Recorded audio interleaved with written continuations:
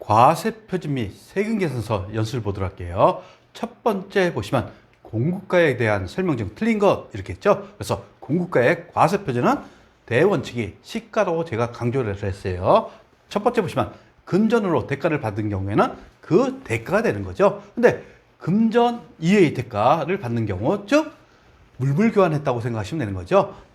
따라서 이때도 마찬가지입니다. 제한 또는 용역의 원가가 아니라 시가가 되는 거죠. 잘못된 표현입니다. 그리고 폐업하는 경우, 재고 재화의 경우에는 시가가 되는 거죠. 그리고 부가가치세가 표시되지 않거나 불분명한 경우에는 110분의 100에 해당하는 금액이 되는 거예요. 즉 110번이 있다고 생각하시면 거기에 부가세가 얼마? 10원이 되는 거죠. 그리고 공과액이 100원이 되는 겁니다.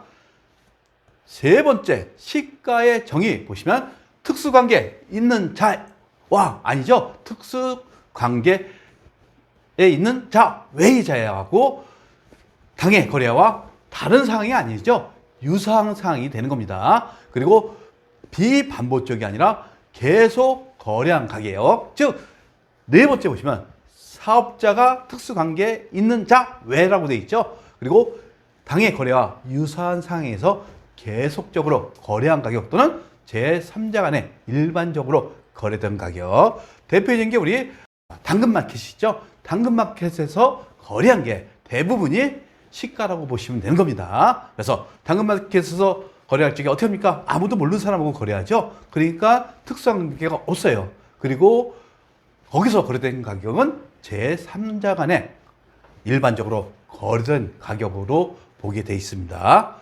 그리고 다섯 번째 보시면 수입 세금 계산서에 공급가에 포함되지 않는 것은 여기 세금 쫙 있어요.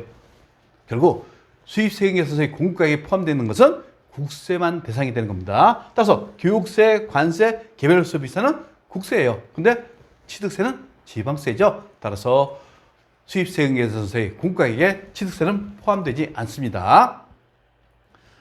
여섯 번째, 세금 계산서의 필요적 기세사항으로 올바르지 않는 것은 반드시 우리 필요적 기세사항 네 가지는 알고 계셔야 돼요. 공급하는 사업자의 등록번호와 성명 또는 명칭으로 되어 있어요. 그리고 공급받는 자의 등록번호 되어 있죠.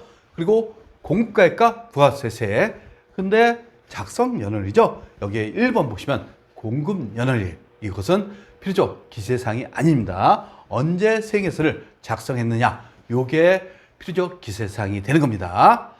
그 다음에 일곱 번째 보시면 추가적으로 반드시 있어야 하는 정보는 즉 주식회사 대응 실업하면서 사업자 등록번호를 줬죠. 그리고 공급받는 자 주레오의 공급받는 자의 등록번호도 줬어요. 그리고 CD를 5개 개당 10,000원의 부가세 별도 즉 공급가액과 부가세를 줬습니다.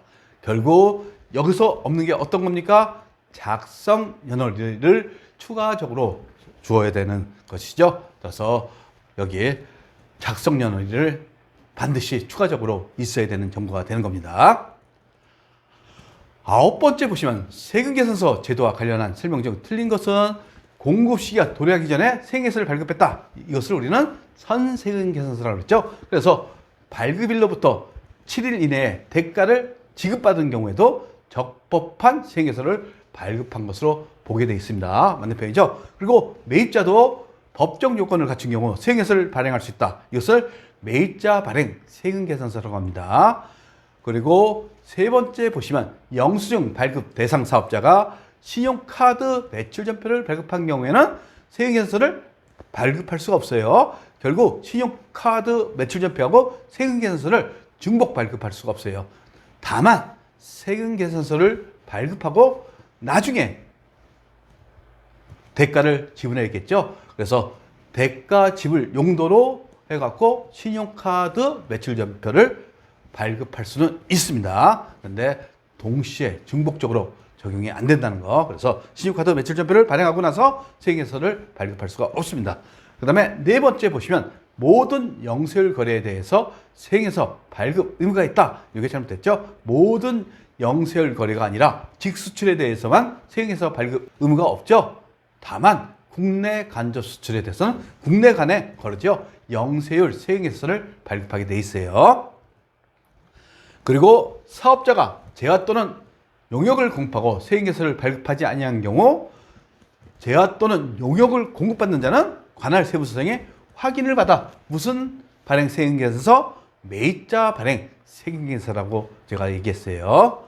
그다음에 수출에 대한 우리 공급계획을 나왔어요. 그래서 외국 통화, 기타 외국환으로 수령했다 이렇겠죠. 공급 시기 이후 대가를 수령했대요. 이것은 외상을 했죠. 따라서 공급 시기가 언제입니까? 일반적으로 수출일 경우는 선적일이 되는 거죠. 선적일의 기준환율 또는 재정환율로 환산한 가액이 되는 겁니다. 근데 두 번째 보시면 공급 시기 이전 수령해서 공급 시기 도래 전에 환가를 했대요. 즉 원화로 바꿨다는 얘기죠. 이때는 어떻게 합니까? 공급 시기의 기준환율로 환산한 가액이 아니라 환가한 금액이 있겠죠. 환가한 금액이 공급가액이 되는 겁니다. 그 다음에 세 번째 보시면 공급 시기 이전 수령하여 공급 시기 도래 이후 환가했답니다. 결국 계속 외화로 갖고 있다는 얘기죠. 이때는 어떻게 한다고요? 선적일 공급 시기의 기준 환율로 환산한 가액이 되는 겁니다. 네 번째 보시면 공급 시기 이전 수령하여 공급 시기 도래 이후 계속 외환을 보고하고 있대요. 아직도 환가도 안 하고 계속 보고하고 있대요. 결국 공급 시기의 기준 환율로 환산한 가액이 공급가액이 되는 겁니다. 13번째 보시면 간주 공급에 대한 과세 표준 산정 시 공급가액을 시가로 계산해야 하는 장이 아닌 것은 만약 재화가 감가상각 자산일 경우에는 별도 계산식이 있어요. 이것은 전산 세무 2급에서 배울 겁니다. 그리고 과세 표준의 대원칙은 제가 뭐라 그랬어요? 시가라고 그랬죠? 다만 직매장 반출, 판매 목적 타사정 반출은 취득가액으로 할 수 있어요. 여기에 플러스 알파까지 가능합니다. 그리고 개인적 공급, 사업상 징여, 폐업시 잔존재와 다 이것은 과세 표준을 시가로 하시면 되는 겁니다. 15번째 보시면 과세 표준의 산정 방법이 옳지 않은 것은 언제나 시가라고 그랬죠. 그래서 부당하게 낮은 대가를 받는 경우 시가. 그리고 재화의 공급에 대해서 대가를 받지 않았대요. 이때도 자기가 공급한 재화의 시가가 과세 표준이 되는 겁니다. 그리고 특수관계인에게 용역을 공급하고 부당하게 낮은 대가를 받는 경우 이것도 마찬가지로 시가가 되는 겁니다. 다만 특수관계 없는 타인에게 용역을 공급하고 대가를 받지 않은 경우는 간주공급에서 제하게 되어 있죠. 다만 예외적으로 어떤 거 특수관계인 간의 부동산 임대용역은 시가로 과세하게 되어 있다는 거 여러분들이 알고 계셔야 됩니다. 17번째 문제 보시면 사업자가 재화 등을 공급하고 부가세법에 따른 과세 표준의 세율을 적용해요. 계산한 부가세를 공급받는 자로부터 징수하는 것을 뭐라고 했어요? 거래 징수라고 표현했죠. 이런 용어도 알고 계셔야 되는 겁니다. 그러면 이제 주관식 문제를 보도록 할게요. 과세 표준에 해당하는 금액, 과세 표준의 대원칙은 시가라고 그랬어요. 따라서 컴퓨터 판매가액 시가 200만 원이 되는 거죠. 그리고 컴퓨터 수선 관련 용역을 무상으로 제공했다. 이것은 용역의 무상 제공은 간주 공급에서 제외된다고 그랬죠. 따라서 이것은 과세 표준에 포함되지 않습니다. 그리고 시가 30만 원에 해당하는 모니터를 공급하고 시가 50만 원에 상당하는 책상을 교환받았다. 결국 자기가 공급한 재화의 시가입니다. 그러니까 모니터를 공급했죠. 따라서 30만 원이 과세 표준이 되는 거예요. 그리고 두 번째 보시면 지금 폐업을 했다고 되어 있죠. 그래서 부가세, 과세 표준은 얼마인가? 그리고 매입할 당시 매입세액을 공제받았다 이렇게 했죠. 결국 매입세액을 공제받지 않았으면 과세 표준에서 포함되지 않습니다. 그런데 그런 문제는 전산세무 2급에서 나올 겁니다.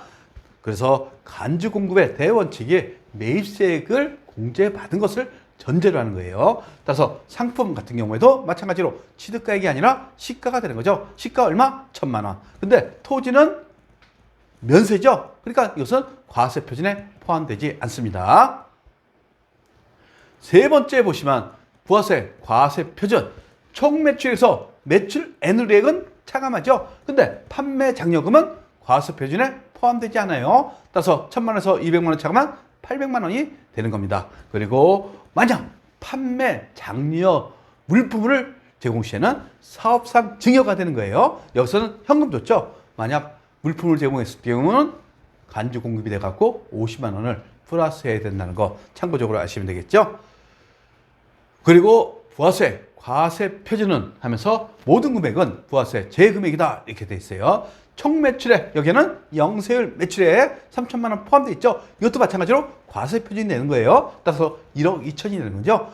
그 다음에 매출 할인 앤드리, 그 다음에 매출 환입을 차감하시면 되는 거예요. 그리고 대손금에 대해서는 별도 차감하면 안 됩니다. 대손금은 대손세액공제로 추후 세액공제 사항이 된다는 것을 참고적으로 알고 계시면 되겠어요. 그리고 총매입액은 과세표준에서 제외가 되는 겁니다. 그러면 1억 2천에서 1,200만 원 차감한 1억 800만 원이 부가세 과세표준 금액이 되는 거네요. 다섯 번째 보시면 부가세 과세표준을 계산하면 얼마인가 하면서 아래 금액에는 부가세가 포함되지 않았다. 총매출액에서 매출 할인을 차감하면 95만 원이 우리 순매출액이 되는 거죠. 이게 과세표준이 되는 겁니다. 근데 공급지원에 따른 연체해제는 과세표준에 포함되지가 않죠. 그리고 폐업 시 잔존제야의 장부금액 여기에서도 마찬가지로 시가가 되는 겁니다. 따라서 40만 원 또한 135만 원이 부가세 과세표준이 되겠습니다. 구독과 좋아요는 우리에게 큰 힘이 됩니다.